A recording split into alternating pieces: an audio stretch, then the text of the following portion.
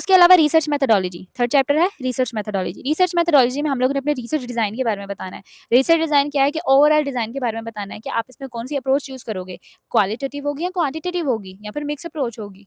ठीक है, अभी जो क्वांटिटेटिव और क्वालिटेटिव है ना, इसमें आप ना ये भी देख सकते हो, आप टेबल्स बना सकते हो या नहीं बना सकते, ये क्वेश्चन आता है कि आप टेबल्स बना सकते हो। टेबल्स आप उस टाइम बनाओगे जब आपकी जो रिसर्च होगी, आपकी जो अप्रोच होगी वो क्वांटिटेटिव होगी। ठीक है, क्वांटिटेटिव होगी तो उस टाइम आप जो है वो टेबल्स वगैरह बना सकते हो। ओके, उसके अलावा इसमें क्या चीज़ आएगा, टेक्सचुअल एनालिसिस करना है। टेक्सचुअल एनालिसिस में वो नेक्स्ट वाले चैप्टर में भी डिटेल से स्टडी करेंगे। इसमें सिर्फ और सिर्फ आपने बताना है कि टेक्सचुअल एनालिसिस क्या होता है, कि इसमें कैरेक्टर एनालिसिस किया जाता है, उसमें नरेटिव्स और मोटिव्स वगैरह को देखा जाता है। ठीक है, इसके अलावा डाटा कलेक्शन। अब डाटा कलेक्शन आपने किन रिसोर्सेज से की है, प्राइमरी सोर्स है, सेकेंडरी सोर्स है, उस चीज़ के बारे में आपने डिस्कस करनी है। लिमिटेशंस, लिमिटेशंस आपने इसमें ये बताना है कि ये जो मेरा रिसर्च वर्क है ना, जो मेरा थीसिस है, इस पे मैं सिर्फ और सिर्फ एक स्पेसिफिक चीज पे बात कर रहा हूँ। ठीक है, मैं इसमें एक होल स्टडी नहीं मैं कर रहा, मैं सिर्फ और सिर्फ इसमें एक स्पेसिफिक टॉपिक को, एक स्पेसिफिक क्वेश्चन को लेके चल रहा हूँ, ये मेरी लिमिटेशन है। ठीक है, कि मैंने बाकी सवालों का या बाकी चीजों का ठेका नहीं मैंने इसमें लिया, मैंने सिर्फ और सिर्फ इसमें ये चीज, इतनी सी चीज मैंने डिफाइन करनी है, ये सिर्फ इतनी सी चीज में मेरा जो है वो टॉपिक है। इसको कहता है लिमिटेशन। तो लिमिटेशन के बारे में बताना है कि मेरा टॉपिक सिर्फ और सिर्फ इसके बारे में है, इस 2-3 क्वेश्चंस पे है, बाकी मैं कुछ नहीं इसमें डिस्कस कर रहा। उसके अलावा जो फोर्थ वाला होगा वो होगा टेक्सचुअल एनालिसिस। टेक्सचुअल एनालिसिस में आपने अपनी जो भी थ्योरी को अप्लाई किया ना, उसका एनालिसिस करेंगे। ठीक है, उसके अलावा करेक्टर एनालिसिस करेंगे। करेक्टर एनालिसिस किस तरह से करेंगे कि करेक्टर्स को भी एनालिसिस करेंगे और थ्योरी को उन करेक्टर्स पे भी अप्लाई करेंगे। जो भी आपने थ्योरी को अप्लाई किया होगा ना, जो भी थ्योरी आपने ली होगी, उस थ्योरी को आप करेक्टर्स पे भी अप्लाई करेंगे, उनको करके बताएंगे कि किस तरह से ये थ्योरी जो है इन करेक्टर्स पे अप्लाई हो रही है। इसके अलावा थीम्स और मोटिव्स, थीम्स और मोटिव्स को भी डिस्कस करना है। ठीक है, थोड़ा बहुत आपने उनको भी डिस्कस करना है। नरेटिव टेक्निक्स, कौन कौन सी नरेटिव टेक्निक्स जो है वो राइटर ने अपने इस वर्क में इस्तेमाल की हैं, और इसमें जो मैंने थेरी है उसका क्या क्या अमल दखल होगा, वो किस तरह से इसे रेलिवेंस रहेगी। ठीक है, उसके अलावा एट द एंड कंक्लूजन, जो कंक्लूजन वाला चैप्टर होगा ना, उसमें हम लोग ये देखते हैं कि हम लोगों ने जो भी फाइंडिंग्स की हैं उस सारी की समरी आती है। उसके अलावा इसमें इम्प्लीकेशंस आ जाती है। इम्प्लीकेशंस जो है उसमें आप लोग ना अपनी एक ब्रॉडर इम्प्लीकेशन को डिस्कस करते हो। ठीक है, जो भी आप लोगों ने फाइंडिंग्स की है ना उसके बारे में आप बताते हो। इसके अलावा आप ये बताते हो कि आपने जो स्टडी की है ना एक स्पेसिफिक टॉपिक पे, जिस भी टॉपिक पे आपने स्टडी की है, ये किस तरह से कंट्रीब्यूट करेगा लिटरेचर या लैंग्वेज में। ठीक है, लाइक जो भी स्पेसिफिक आपका टॉपिक है वो किस तरह से कंट्रीब्यूट करेगा इस फील्ड में। ठीक है, उसके अलावा रिकमेंडेशन, रिकमेंडेशंस में आप लोग ये बताते हो कि फर्दर फ्यूचर में किस किस चीज के बारे में बात हो सकती है। ठीक है, ऐसी कौन कौन सी चीजें हैं जिस पे बात हो सकती है मेरे इस टॉपिक के रिलेटेड। और उसके बाद आप अपनी फाइनल थॉट्स देते हो कि मेरी फाइनल थॉट्स क्या हैं। ओके, इस टॉपिक के रिलेटेड मेरी फाइनल थॉट्स क्या हैं। तो और उसके बाद आप रेफरेंसेस देते हो। रेफरेंसेस जो हैं वो बहुत ज़्यादा इंपॉर्टेंट हैं। रेफरेंसेस आपने जहाँ जब भी आपने कहीं से डाटा उठाना है ना, तो आपने साथ साथ में रेफरेंसेस जो हैं वो कहीं ना कहीं पे लिखते चले जाएं, कहीं ना कहीं पे सेव कर लें, ताकि एट द एंड आपको मुश्किल ना हो कि मैंने यार ये डाटा कहाँ से लिया था, ये कहाँ से लिया था, ताकि वो सेव रहें आपके पास। तो आप जो है वो एट द एंड जब आपको ज़रूरत पड़े तो आप उसको रेफरेंसेस जो है वो लास्ट पे ऐड कर दें। ठीक है, उसके बाद हम लोग बात करते हैं इन टेक्स्ट साइटेशन की, कि इन टेक्स्ट साइटेशन क्या होती है। इन टेक्स्ट साइटेशन, अब इन टेक्स्ट साइटेशन क्योंकि हम लोगों ने करना है एपीए स्टाइल 7th एडिशन में, ठीक है, उसी के बारे में बताऊंगी। एक इसमें होती है पैराफ्रेजिंग। पैराफ्रेजिंग किस तरह से करनी है कि यहाँ पे देखिए हमारे पास एक टेक्स्ट है। ठीक है, इसको ना किसी ने भी अपने वर्डिंग में किया हुआ है, अपनी वर्डिंग में करके ना उसने वो एक लाइन लिख दी है और साथ में आगे उसने रेफरेंस दे दिया कि बाबा 1994। ठीक है, कि बाबा ने ये थ्योरी दी थी 1994 में। ठीक है, एक ये तरीका होता है इन टेक्स्ट साइटेशन का। दूसरा तरीका क्या है कि आप डायरेक्ट कोट करते हो। ठीक है, फॉर एग्जाम्पल यहाँ पे लिखा हुआ है अकॉर्डिंग टू बाबा, अकॉर्डिंग टू बाबा, साथ में ईयर मेंशन है और इन्वर्टेड कॉमास में इन्वर्टेड कॉमास डाले हुए हैं, और जो जो ओरिजिनल टेक्स्ट था, जो ओरिजिनल टेक्स्ट था वो यहाँ पे लाके पेस्ट कर दिया है और साथ में उसको इन्वर्टेड कॉमास को बंद कर दिया है, और उसके बाद पेज नंबर मेंशन कर दिया गया है कि ये पेज नंबर था। ठीक है, तो ये इसको कहते हैं इन टेक्स्ट साइटेशन। इन टेक्स्ट साइटेशन जो है वो बहुत ज़्यादा ज़रूरी है, जैसा कि मैंने बताया। और ये इसलिए भी है कि आप जब रेफरेंस देते हो इस तरह से, तो आप जो है वो प्लेजरिज्म से बच जाते हो।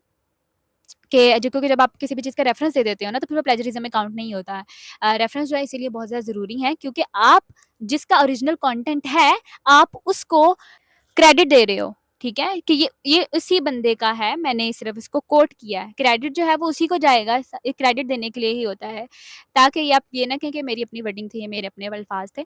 तो इस चीज़ से बचने के लिए हम लोग इन-टेक्स्ट साइटेशन का इस्तेमाल करते हैं। उसके अलावा मज़ीद कुछ हैं यहाँ पे एक्स्ट्रा इन्फॉर्मेशन। वर्ड लिमिट कितनी है? 10 के, ठीक है? 10,000 वर्ड लिमिट है अप्रॉक्सिमेटली, जो आप अपने एलएमएस पोर्टल पे इसको अपलोड करेंगे वो पीडीएफ में होगा। उसके अलावा 5 एमबी से कम की फ़ाइल ही होगी। वैसे तो ख़ैर अगर आप इसमें पिक्चर्स वग़ैरह इंसर्ट करेंगे तभी ये ज़्यादा एमबीज़ वग़ैरह की बनेंगी, अदरवाइज़ तो ये कुछ केबी की ही बनती है। इसके अलावा एपीए 7th एडिशन स्टाइल में आप लोगों ने रेफरेंसेस देने हैं। उसके अलावा हम लोग ना अब यहाँ पे बात कर लेते हैं कि गूगल स्कॉलर के बारे में, जहाँ से आप अपने रिसर्च आर्टिकल्स ले सकती हैं। आपने जाना है गूगल पे और जाके गूगल पे आपने टाइप करना है गूगल स्कॉलर, ठीक है? गूगल स्कॉलर पे जब आप जाते हैं ना, तो यहाँ पे ना आप ये फाइंड आउट कर सकते हैं कि आपने जो टाइटल दिया है, वो यूनिक है या नहीं है। ऑलरेडी उस पे रिसर्च हो तो नहीं गई, मैंने यहाँ पे उसी टाइटल को लिया है और मैंने यहाँ पे देखा और यहाँ पे मुझे मिल गया है कि यहाँ पे ऐसा कोई कुछ भी नहीं है, ठीक है? आपने जो टॉपिक सेलेक्ट किया है, उसके बारे में कोई भी रिसर्च नहीं हुई है, तो दैट्स मीन मैं इस पे रिसर्च कर सकती हूँ, ठीक है? तो आपको यहाँ से पता चल गया है कि मैंने जो है वो क्या करना है। अब आपने ये देखना है कि जो कल्चरल और जो भी आपने थ्योरी अप्लाई की है ना, जो भी थ्योरी अप्लाई की है, उसके लिए आपने कुछ रिसर्च आर्टिकल्स रीड करने हैं, कि बाकी लोगों ने किस तरह से किसी भी वर्क पे उसको अप्लाई किया है। आप उन थ्योरीज़ को किस तरह से अपने वर्क में, जो भी आपने वर्क सेलेक्ट किया है, उस पे किस तरह से अप्लाई कर सकते हैं। ठीक है? अब यहाँ पे मैंने उस थ्योरी को जो है वो सर्च किया है और यहाँ पे मेरे काफ़ी ज़्यादा चीज़ें यहाँ पे नीचे मुझे मिल गई हैं। इनमें से कोई भी आप रिसर्च आर्टिकल्स उठाएँ, उसको रीड करें, उसको एनालिसिस करें कि किस तरह से इस थ्योरी को यूज़ किया गया है, किस थ्योरी को किस तरह से अप्लाई किया गया है। यहाँ पर होमी के बाबा की ये जो है, ये ओरिजिनल टेक्स्ट है आई गेस इनका, तो ये पेड है। इसके लिए आपको जो है वो थोड़ी बहुत कीमत अदा करनी पड़ेगी। ख़ैर इसको हम नहीं छेड़ते, मैं नीचे कहीं और चली जाती हूँ और नीचे से ये आर्टिकल जो है वो मैं ओपन करती हूँ। अब यहाँ पे मेरे पास जो है ये ओपन हो गया है और आप इसमें देख सकते हैं, आप अपनी जो भी आपने थ्योरी अप्लाई करनी है ना, उसके बारे में, उसके रिलेटेड आप ढेरों आर्टिकल्स जो हैं वो यहाँ से ले सकते हैं, यहाँ से आप रीड आउट कर सकते हैं। अब ये देख सकते हैं कि लोगों ने किस तरह से अप्लाई किया हुआ है और अगर आपने इसमें से कुछ डाटा भी उठाना है ना, इन आर्टिकल्स में से भी कुछ डाटा उठाना है, तो आप इन-टेक्स्ट साइटेशन से दे सकते हैं, ठीक है? उसके ज़रिए आप इसको कर सकते हैं, इसमें कोई इतना इश्यू नहीं है।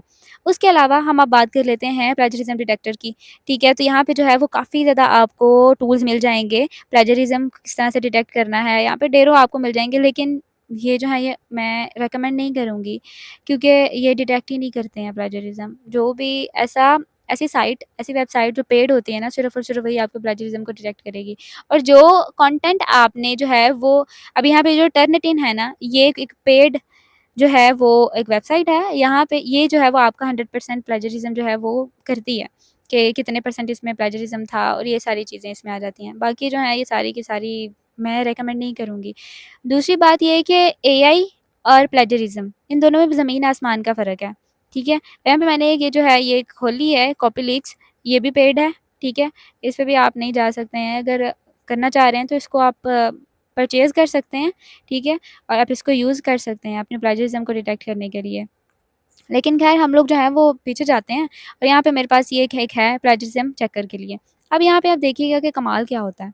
अच्छा इसमें ना मैंने एक फुल जो था ये एआई से मैंने उठाया था, ये एक मेरे पास पड़ा हुआ था, तो ये चैट जीपीटी की जनरेशन है, ठीक है? इसमें मैंने ना प्लेजरिज़्म चेक किया, तो इसमें बड़े मज़े की चीज़ मुझे मिली। तो इसमें आप देखें कि इसने इसको कितने परसेंट यूनिक बोला है और कितने परसेंट प्लेजराइज़्ड बोला है। प्लेजरिज्म और एआई डिटेक्शन में बहुत फ़र्क होता है, ठीक है? एआई डिटेक्टर के लिए आपको कहीं और जाना पड़ेगा, यहाँ पे अब इनका एआई डिटेक्टर भी है। इन्हीं का एआई डिटेक्टर मैंने यूज़ किया, सेम मैंने उसी टेक्स्ट को यहाँ पे पेस्ट किया और मैंने यहाँ पे चेक किया और इसमें देखिए कि क्या मतलब अजीब ही सिस्टम इन्होंने लगाया है कि मैंने अपने हाथों से एआई जो है वो उसको देखा और इसमें देखें कि मुझे कह रहे हैं कि 0.02 जो है वो एआई राइटिंग है इसमें और 99.98 जो है वो ह्यूमन राइटिंग है। और मुझे खुद पता है कि भई मैंने तो इसको एआई से उठाया था, मैंने तो इसको चैट जीपीटी से उठाया था, तो इन पे रिलाय नहीं करना है, ठीक है? ये ना हो कि आप ये सोचें कि अच्छा यहाँ से जो है ये ठीक आ रहा है, ठीक है मैं इसको अप्लाई कर देती हूँ, ख़ैर है, जाने दो कॉपी पेस्ट, तो अपने थीसिस को बर्बाद मत कीजिएगा। इसके अलावा मैं आपको यहाँ पे एक टूल बताती हूँ, क्विल बूट, ठीक है? QUILL, quill boot. यहाँ पे हम जाते हैं ये थोड़ी बहुत रिलायबल है, ठीक है? एआई डिटेक्ट ठीक करती है ये। प्लेजरिज़्म जो अगर ये जो इसका प्लेजरिज़्म वाला है ना, ये पेड है। इसमें आप देख सकते हैं काफ़ी ज़्यादा चीज़ें हैं, पैराफ्रेज़ कर सकते हैं। इसमें आप जो है वो ग्रामर को चेक कर सकते हैं, प्लेजरिज़्म चेकर और जो प्लेजरिज़्म चेकर है ना, ये यहाँ पे इसका पेड है, ठीक है? ये भी पेड है, ये नहीं होता यहाँ से। लेकिन ख़ैर फ़िलहाल हम ना वापस आते हैं और मैं ना आपको इसका ये काफ़ी ज़्यादा यहाँ पे टूल्स हैं। हम इसका एआई डिटेक्टर को चेक कर लेते हैं कि हम एआई का की एक उठाती हूँ मैं कहीं से एआई से, तो इसको हम डिटेक्ट करते हैं कि कितना है। ये मैंने एआई से ही कोई जनरेट किया था कुछ, तो इसमें ना मैंने इसका किया है एनालिसिस। तो यहाँ पे आप देखते हैं कि मुझे कितने परसेंट देता है और यहाँ पे आप देखें कि मुझे जो है वो 100% एआई जनरेटेड मिला है, ठीक है? एआई जनरेटेड मिला है, प्लेजरिज़्म नहीं मिला है मुझे यहाँ पे। प्लेजरिज़्म जो है वो एक सेपरेट चीज़ होती है, एआई डिटेक्शन जो है वो एक सेपरेट चीज़ होती है, तो इसमें आपने नहीं जाना। ये हो गया 100%। अब इसी का हम लोग जो है वो पैराफ्रेज़र यूज़ करते हैं कि हम इसको इसी टेक्स्ट को पैराफ्रेज़ करते हैं और उसके बाद आके देखते हैं कि कितने परसेंट एआई डिटेक्ट करता है ये। सेम मैंने वही उसी को मैंने उठाया है और यहाँ पे मैंने इसको पैराफ्रेज़ कर दिया। ठीक है, अब यहाँ पे जो दूसरे साइड पे ये आप सब कुछ जो है वो अपने फ़ोन पे भी यूज़ कर सकते हैं, ठीक है? ज़रूरी नहीं है कि आपके पास लैपटॉप हो। लैपटॉप मैंने आपको बताया कि इसलिए यूज़ कर रही हूँ ताकि जो है वो आपको स्क्रीन सही से विज़िबल रहे। अब यहाँ पे मेरे पास ये दूसरी साइड पे वो आ गया, इसको मैंने यहाँ से किया है कॉपी, वापस मैं जा रही हूँ इसी के एआई डायरेक्टर पे, ठीक है? क्विल बूट का जो एआई डायरेक्टर है मैं उसी पे जा रही हूँ, ठीक है? ये ध्यान रखना है आपने।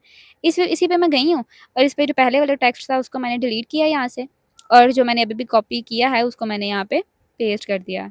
ओके, पेस्ट करने के बाद अब इसको जो है वो करते हैं इसका एनालिसिस कि कितने परसेंट हमारे पास जो है वो अब आएगा ये, ठीक है?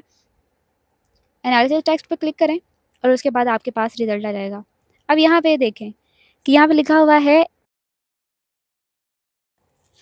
AI generated and AI refined, ठीक है? कि ये जो आपका सारा का सारा टेक्स्ट था ना, ये एआई जनरेटेड था, आपने दोबारा से इसको जो है वो बस रिफाइंड किया है थोड़ा बहुत, तो ये 100% अब वो हो गया। लेकिन हम लोगों को तो ये चीज़ नहीं चाहिए ना, हम लोगों को चाहिए ह्यूमन राइटिंग, ठीक है? ह्यूमन राइटिंग चाहिए हम लोगों को। तो अगर आप फॉर एग्ज़ाम्पल कुछ ना कुछ डाटा आप कहीं न कहीं से उठाते हैं, ठीक है? लेकिन आप उसको जो है वो अपनी वर्डिंग में पैराफ्रेज़ करते हैं, इसलिए मैं आपको एक और सजेस्ट करूँगी कि ये मैं पर्सनली भी यूज़ करती हूँ, बायपास एआई डिटेक्टर, ठीक है? ये अच्छा है, ठीक है? लेकिन इस पे ज़्यादा रिलाय नहीं कर सकते हैं क्योंकि ये काफ़ी ऐसे वर्ड देता है जो कि आपने कभी सुने भी नहीं होते हैं और ये थोड़ा ना ऑकवर्ड सा लगता है कि यार ये क्या है? अच्छा मैंने वही उठाया है, वही वाला जो था। उसी को मैंने लिया है जो मेरे पास ऑलरेडी एआई जनरेटेड टेक्स्ट था। इसको इसने कर दिया पैराफ्रेज़, ह्यूमनाइज़ किया है तो ये ह्यूमनाइज़ हो गया है। अब मैंने वहाँ से उसको कॉपी किया है, ठीक है? अब इसी के मैं क्विल बूट का जो एआई डिटेक्टर था ना, उसी के पास आई हूँ, ठीक है? इसको मैंने जो पहले वाला था उसको डिलीट किया और वो जो बाईपास से मैं लेके आई हूँ ना, जो मैंने पैराफ्रेज़ किया था उसको मैंने किया और यहाँ पे देखें 100% ह्यूमन राइटिंग आई है हमारे पास, ठीक है? अब मेरा कहने का सिर्फ़ और सिर्फ़ ये मकसद है कि अगर आपने कहीं न कहीं से कुछ थोड़ा बहुत उठाना है ना, तो आप यहाँ से आप ले सकते हैं, लेकिन आप इसको भी ज़रूर चेक कीजिएगा। इसके अलावा मेरे पास एक और यहाँ पे टूल है स्पिन बूट। स्पिन बूट आपने भी सुना हुआ होगा। इसके जो है वो पैराफ्रेज़र टूल है, ये हम यूज़ कर लेते हैं। वही वाला टेक्स्ट जो है, वो जो एआई जनरेटेड था ना, वही मैंने लिया है और इसको मैंने यहाँ पे पैराफ्रेज़ किया है। पैराफ्रेज़ करने के बाद मुझे इसका भी रिज़ल्ट जो था वो 100% ह्यूमन राइटिंग ही मिला था। तो इसको मैंने यहाँ से कॉपी किया और मैंने दोबारा से गई हूँ क्विल बूट के एआई डिटेक्टर पे, ठीक है? क्विल बूट के एआई डिटेक्टर पे मैंने जाके तो ये जो पहले वाला था उसको डिलीट किया है और जो मैं अब स्पिन बूट वाला लेके आई हूँ, उसको मैंने यहाँ पे कॉपी किया है और उसके बाद उसको एनालिसिस किया है कि इसका जो है वो क्या आया रिज़ल्ट और इसमें भी हम लोगों को ह्यूमन राइटिंग मिली है 100%।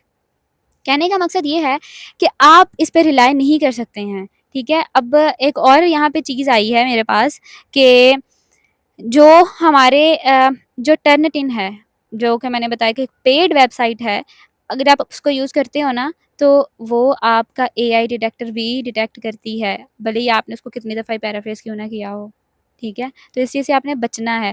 थोड़ा बहुत आप कंटेंट कहीं न कहीं से ले सकते हैं, आप हेल्प लें, आपकी हेल्प के लिए ये सब कुछ, लेकिन आप उन पे रिलाय नहीं कर सकते। सिर्फ़ और सिर्फ़ इन सब टूल से आप जो है वो एक आइडिया लें और उसके बाद उसको अपनी वर्डिंग में कन्वर्ट करें और फिर आप करें। आप इसके बारे में अपने टॉपिक के बारे में क्या सोचते हैं, आपने उसके उस पे लिखना है। आपने अपनी थीसिस में वही सब कुछ बताना है।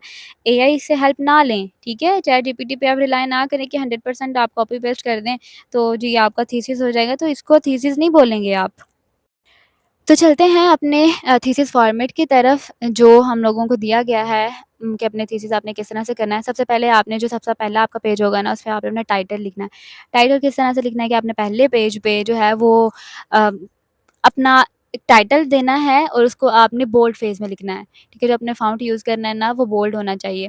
ओके, बिल्कुल सेंटर के पेज के सेंटर पे आपने जो है वो अपना टाइटल दे देना है, ठीक है? उसके बाद जो है वो क्या है कि type your thesis on computer. तो यही कहा जा रहा है कि अपने कंप्यूटर पे आप टाइप करें। तो वैसे अगर आपके पास नहीं आता, फ़ोन पे भी कर सकते हैं, कोई इश्यू नहीं है। इसके अलावा यहाँ पे जो इम्पोर्टेंट पॉइंट मुझे नज़र आया वो ये है कि डबल स्पेस। डबल स्पेस क्या होती है? अक्सर स्टूडेंट जो है वो यहाँ पे कन्फ्यूज़ होंगे। और साथ में आप ये देख लें कि टाइम्स न्यू रोमन ये आपने फ़ॉन्ट यूज़ करना है, और फ़ॉन्ट जो साइज़ होगा वो सिर्फ़ और सिर्फ़ 12 ही आप रख सकते हैं, ठीक है? तो ये जो कुछ चीज़ें हैं जो कि आपने रखनी है। अब डबल स्पेस की तरफ जाते हैं कि उसको उसका क्या मतलब है? यहाँ पर मैंने फ़ोन में आपको करना सिखाया है। आपने क्या करना है कि ये मेरे पास ये देखें, ये जो सबसे पहला पैराग्राफ आपको नज़र आ रहा है ना, ये डबल स्पेस है, और बाकी जो है वो एक सिंगल स्पेस में है। आपने क्या करना है, आपने जिस भी पैराग्राफ को करना है उसको आपने सिलेक्ट कर लेना है। अगर आप कंप्लीट करना चाह रहे हैं डॉक्यूमेंट को, तो आपने कंप्लीट उसको सिलेक्ट कर लेना है। आपने सेलेक्ट कर लिया इसको, ठीक है? उसके बाद आप जो है वो थोड़ा नीचे जाएँगे, तो यहाँ पे आपको एक मिलेगा पैराग्राफ फॉर्मेटिंग का ऑप्शन। पैराग्राफ फॉर्मेटिंग में आपको ये चीज़ मिलेगी यहाँ पे, लाइन स्पेसिंग की। यहाँ पे हमें 2 कहा गया है, तो ऑफ़ कोर्स हम लोग उसको 2 पे सिलेक्ट करेंगे, और 2 जो है वो हम लोगों का हो जाएगा, और ये देखें हमारे पास जो है वो डबल स्पेस हो गया, ठीक है? इसी तरह से हम लोगों ने करना है इसको। तो ये भी हो गया यहाँ पे। उसके बाद जो नेक्स्ट काम है वो ये है कि इंटेंड करना है, intend the first line of the paragraph, ठीक है? अब इंटेंट क्या होता है ये मैं आपको बताती हूँ, ये भी आपको प्रैक्टिकल ही करके बताती हूँ इसके बारे में मैं। यहाँ पे क्या करना है कि जिस भी पैराग्राफ को आप करना चाह रहे हैं ना, उस पैराग्राफ के स्टार्ट पे चले जाएँ, ठीक है? और उसके बाद आपको यहाँ पे यही पैराग्राफ फॉर्मेटिंग वाला ऑप्शन आपको यहाँ पे नज़र आएगा। उसमें आपने जब जाना है तो यहाँ पे आपको सबसे पहला ऑप्शन मिलेगा इंटेंट का, और आपने वहाँ पे उसको सेलेक्ट कर लेना है, ठीक है? कि जो क्योंकि स्टार्ट पे करना है तो स्टार्ट उसको वहाँ पे सेलेक्ट कर लें। इसके अलावा हमें ये बताया गया है कि आपने नंबरिंग भी करनी है, ठीक है? राइट साइड पे हेड पे ना, हेडर पे हम लोगों ने नंबरिंग करनी है अपने हर एक पेपर की। तो ये मैं आपको सजेस्ट करूँगी कि आप ना अपने किसी दोस्त से करवा लें, अगर आपके पास पीसी नहीं है तो। तो फ़ोन पे सही नहीं रहेगा। लेकिन फिर भी अगर आपने करनी है तो इंसर्ट पे जाएँगे, इंसर्ट पे जाने के बाद यहाँ पे आपको ऑप्शन मिलेगा नंबरिंग का। तो आपने यहाँ पे थर्ड वाला जो ऑप्शन है ना, उसको सिलेक्ट करना है, क्योंकि हमें ये कहा गया है कि आपने राइट साइड पे अपर पे आपने जो है वो उस पे करना है। तो ये चीज़ यहाँ से आप लोग जो है ना वो नंबर भी ऐड कर सकते हैं, ठीक है? ये देखें आपके पास ये सारे नंबर लग जाएँगे। इसके अलावा नंबरिंग के लिए कुछ और भी कमांड है, वो आप जो है वो उसको थॉरोली हर एक चीज़ को यहाँ पे रीड कर लीजिएगा। इसके अलावा जो नेक्स्ट हम लोगों को कमांड दी गई है ना, वो ये कहा गया है कि हम लोगों ने जो भी बुक्स का या फिर वर्क्स को जो मेंशन करना है ना अपने थीसिस में, उसको हम लोगों ने इटैलिक कर देना है, ठीक है? इटैलिक कर देना उसको, ताकि पता रहे कोई भी वर्क है या फिर अगर किसी बुक के बारे में हम लोगों ने उसमें मेंशन किया है, तो उसको हम लोगों ने इटैलिक कर देना है। तो ये हो गई इसके बारे में गाइडलाइन, और ये बाकी जो हैं वो भी आप लोग पढ़ लीजिएगा। अब हर एक को मैं क्या डिस्कस करूँ, जो चीज़ मुझे लगे कि इम्पोर्टेंट है वो मैंने आपके सामने डिस्कस कर दी है। फिर भी मैं बार-बार यही कहूँगी कि आप जो है वो एआई को यूज़ नहीं करिएगा, ठीक है? वीडियो लंबी हो गई है, लेकिन अगर आपके फिर भी कोई क्यूरी हो, कोई क्वेश्चन हो, तो आप मुझसे जो है वो इंस्टाग्राम पे राब्ता कर सकते हैं। अपने टॉपिक के बारे में रिसर्च आर्टिकल्स पढ़ें, वहाँ से आप बेशक डाटा ले सकते हैं इन-टेक्स्ट साइटेशन का यूज़ करते हुए, लेकिन आप जो है वो चैट जीपीटी से हेल्प नहीं लीजिएगा, क्योंकि पूरी डिग्री का मामला है। इसीलिए इस किस्म की हरकत नहीं करिएगा कि आप ईज़ी वे को इख्तियार करते हुए अपनी डिग्री का नुकसान नहीं करवाइएगा। प्लीज़ मैं बार-बार कह रही हूँ, जहाँ-जहाँ पे आप एआई यूज़ कर सकते हैं, वहाँ पे मैंने आपको बताया है और आपको कहा है कि आप यहाँ पे कर सकते हैं। लेकिन आप ओवरऑल अपना पूरा का पूरा थीसिस को कॉपी पेस्ट एआई से नहीं कर सकते हैं। बहुत ज़्यादा नुकसान में रहेंगे। तो अपना ख़्याल रखिएगा, दुआओं में याद रखिएगा। इंशाल्लाह फिर मिलती हूँ मैं नेक्स्ट वाली वीडियो में। तब तक अपना ख़्याल रखिएगा, और good luck for your thesis. AI की हेल्प ज़्यादा नहीं लेनी है, मैं बार-बार यही कह रही हूँ। तो अपना नुकसान मत करवाइएगा चैट जीपीटी से हेल्प ले लेके। जो चीज़ मुझे लगा कि इम्पोर्टेंट है वो मैंने आपको बता दी है, ठीक है? कुछ टूल्स भी मैंने आपके साथ डिस्कस कर दिए हैं, लेकिन आप उन पे रिलाई नहीं कर सकते। मैंने रिज़ल्ट भी आप लोगों के साथ शेयर किए हैं, तो उन पे नहीं रहिएगा। प्लीज़ अपने थीसिस का नुकसान मत करवाइएगा, अपनी डिग्री की तरफ देखिएगा। जो 4 साल मेहनत की है ना, उसको पानी में मत बहाइएगा।